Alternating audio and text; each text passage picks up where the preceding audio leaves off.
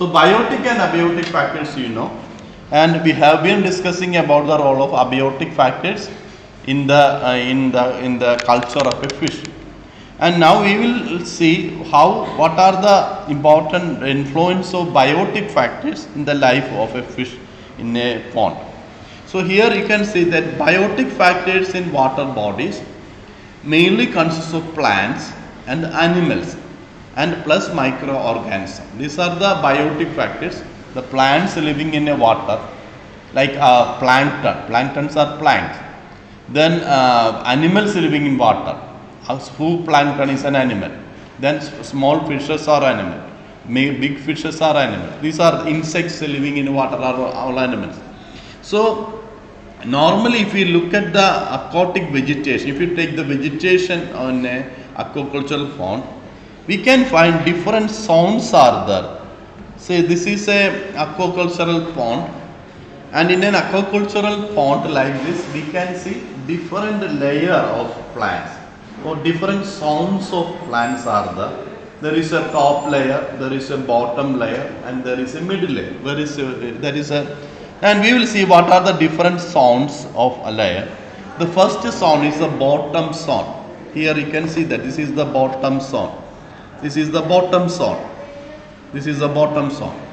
Now what are the plants which are living in the bottom zone? The bottom zone mainly consists of certain bacteria. The type of bacteria are the sulfur bacteria and iron bacteria.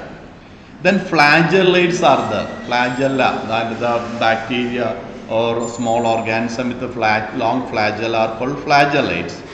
Then we have blue-green alga will be there. Then another type of alga called diatoms will be there. So these are the type of organisms which are mainly living at the bottom of the pond.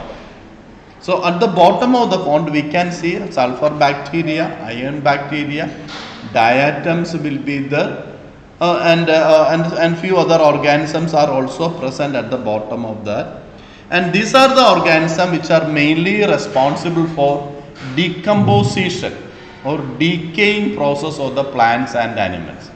So when aquatic plants or aquatic animals are dying, these are the bacteria and microorganisms which are responsible for the decomposition or decaying of these animals and plants. So their role is to decomposition of aquatic animals and decomposition of aquatic plants. That is the role of this bacteria or microorganism present in the bottom zone. Then say another zone is a zone of submerged. Submerged means below the water. Submerged means below water. Submerged rooted. Rooted means plants having roots. Aquatic means aquatic plants. So there is a layer or zone of submerged rooted aquatics. They consist of higher plants like Vallisneria, Hydrilla and Otellia. Here you can see that. These are the zone of aquatic submerged because this is the water level. It is below. So it's a zone of submerged rooted. They are attached to the mud, attached to the bottom soil. So that is why they are rooted plants. So it's a zone of submerged rooted aquatic, a zone of submerged rooted plants, plants with the roots. Their roots are attached to the bottom of the pond. So there is such a pond, and this pond and this layer is mostly formed of certain plants like what are the Vallisneria, Hydrilla, Otellia. These are the three important types of plants which are occupying the second zone known by the name zone of submerged rooted aquatics.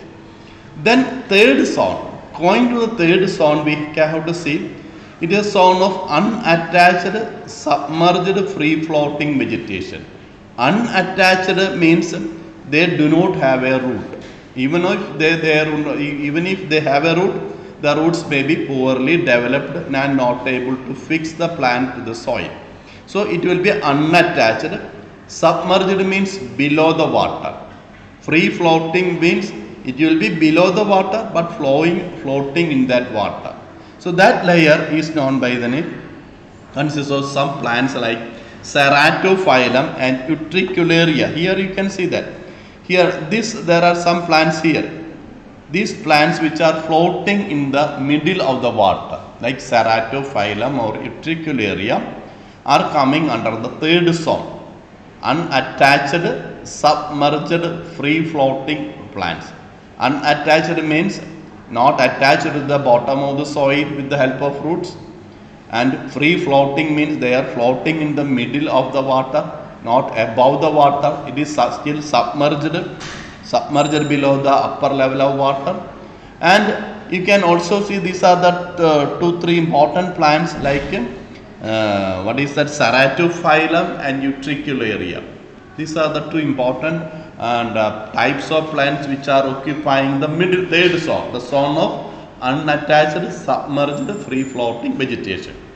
Now the fourth zone, coming to the fourth zone, it is a surface vegetation. What is the fourth zone? Here you can see this is the fourth zone. The plants which are living above the water level. The plants which are living above the water level are known by the name zone of surface vegetation. So they will be present above the water level. They will be present above the water level, and they will be consist of some planktons will be there, microscopic plankton and also macroscopic plankton. Smaller plankton and bigger plankton. That is the meaning of the micro plankton and macro plankton, and they will be floating on the surface of the water. Then what are the different types of microplankton? Their microcystis will be there, chlorella will be there, euglena is there, then certain zoospores are there, then volvox are there. So these are the different types of microplankton, microphytoplankton or simply microplankton, which are occupying the surface layer of water. And in addition to that, there will be macroscopic plankton or small plants like there will be Pistia. It is an algae. Then Salvinia, it is another algae. Then Wolffia, Lemna, Azolla. These are the common type of green algae which are occupying the surface of a water. If you go to any pond or any lake or any river, you can see that surface of that lake or pond will be usually green, and that green color is either formed of Lemna or Wolffia or Azolla or Pistia and Salvinia. Salvinia, we know, which we call the African pine. So these are the common type of vegetation which are occupying the surface layer of water. So surface layer of water will be consists of certain floating plants, and the different types of floating plants, for example Pistia, Salvinia, these are all present in our own locality also. If we go to any pond or any lake, we can find all these different types of Pistia or Salvinia will be there. So that is a layer of surface layer. So that is the fifth, sixth layer, fourth layer, the zone of surface vegetation. So these are the different types of vegetation layer that we can find. Now we have to see what are the importance of algae in aquaculture. This is an important question. In many question paper I have seen a question like that. Comment on the importance of algae in aquaculture.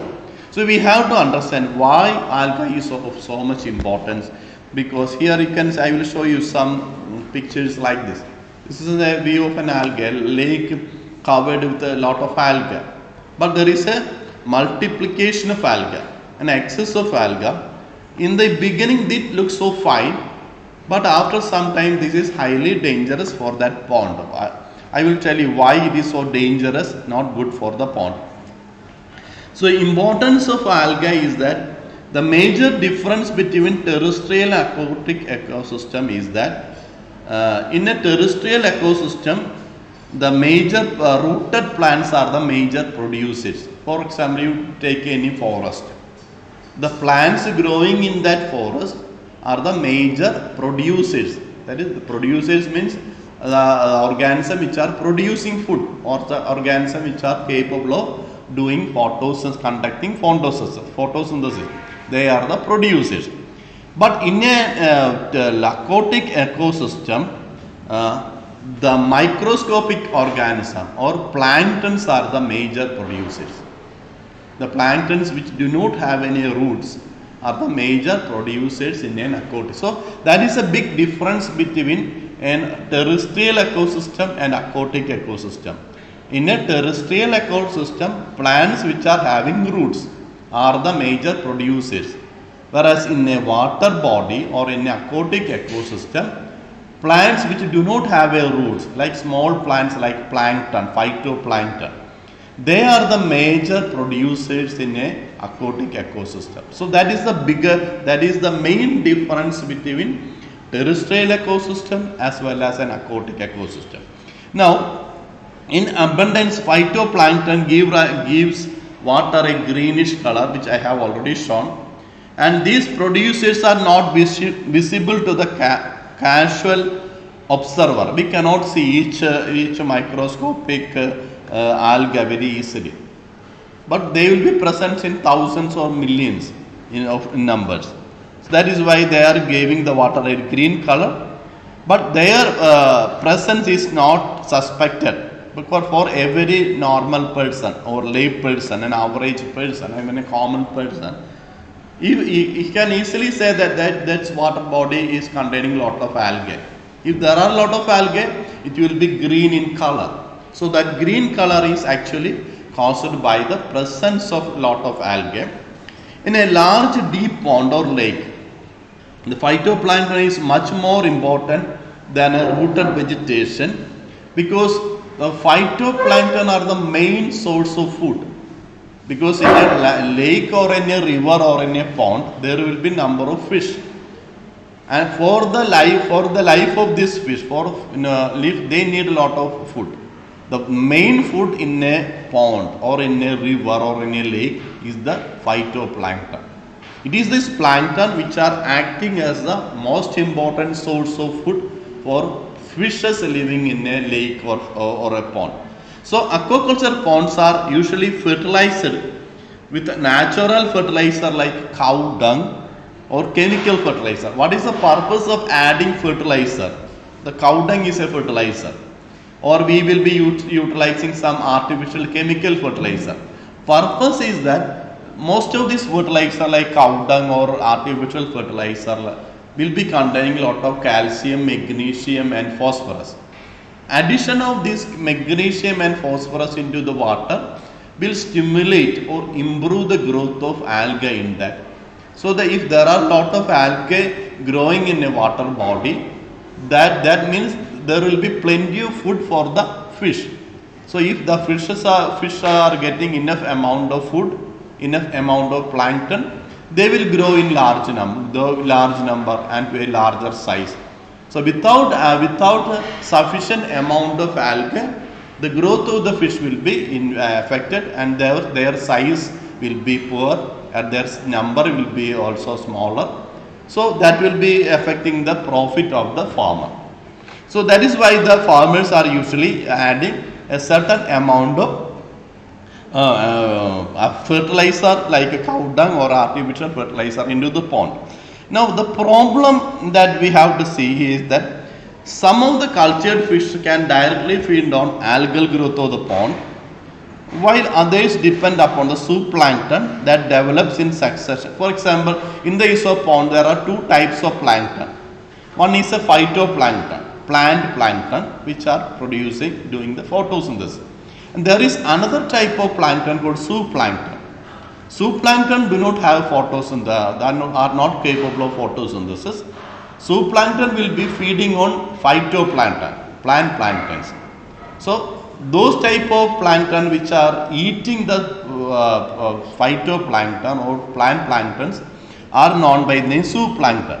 And for the fishes, they will be either feeding on phytoplankton or zooplankton. So normally when there is a growth of phytoplankton in a pond, after some time we can find large number of zooplankton also growing, and this zooplankton will be feeding on phytoplankton and checking their number in a certain level. So that is how the pond is remaining in a equilibrium, in a stable level. Then Some organisms of zooplankton occasionally occur in large number, very large number, and that situation is known as swarms. That will be causing. Swarm simply means abundance of zooplankton or phytoplankton. Large number of, or multiplication of, large scale multiplication of plant plankton or zooplankton is known by name swarms. And there are some organisms which are causing swarms, like protozoans like Difflugia, then Brachiones, Caratella, Phillinia, Pedalia, then Cyclops are causing, Diatops are causing, Moina are causing. So these are all causing swarms. Swarms are also not good for the health of aquaculture pond, because they can also cause certain other problem. Carp spawn immediately after stocking needs a plentiful supply of natural food in the form of animalcules. For example, if we are growing certain fishes like carp, like labio, there are different types of carp fishes are there. Grass carp is there, silver carp is there. So most of the carp species need plenty of plankton. Without plankton, this carp species will not grow properly. So immediately after the hatching of the carp, they need a plenty of plankton. If plankton, these kind of food are available in sufficient number, they will grow to a larger size. Then, so for maximum survival, a pond should contain rich crop of zooplankton, preferably rotifer and cladocer. So there are two important types of zooplankton which are mostly preferred by fishes. They are the rotifer as well as cladocerans. So for a healthy pond, there should be sufficient number of phytoplankton, sufficient number of zooplankton also there, and their presence in sufficient number will be helpful for the proper growth of the fish. Now in the next class we will discuss what are the problem of algal bloom and how algal bloom can be harmful for a pond.